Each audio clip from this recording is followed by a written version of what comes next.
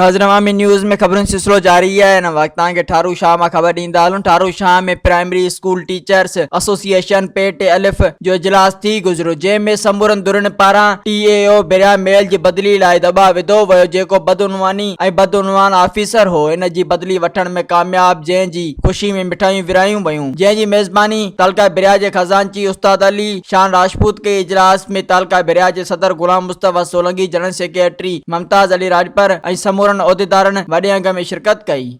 असां first meeting में साईं खे चयो साईं उहे दुनिया जो इहो कानून आहे, अवलियत खटियल खे मिलंदी आहे, ठीकु आहे नी, त पोइ जे हारायल खे बि उहा मिले पावर त पोइ फ़ाइदो कहिड़ो इलेक्शन कराइण जो या तनज़ीम जो या हुनजो न आहे नी।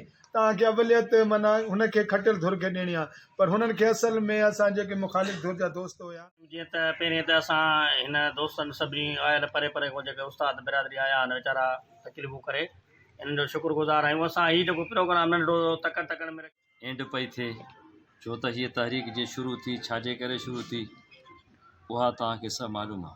मज़ीद खबरों और तफसीलात के लिए विज़िट करें हमारी वेबसाइट www.awamiNewsHD.com।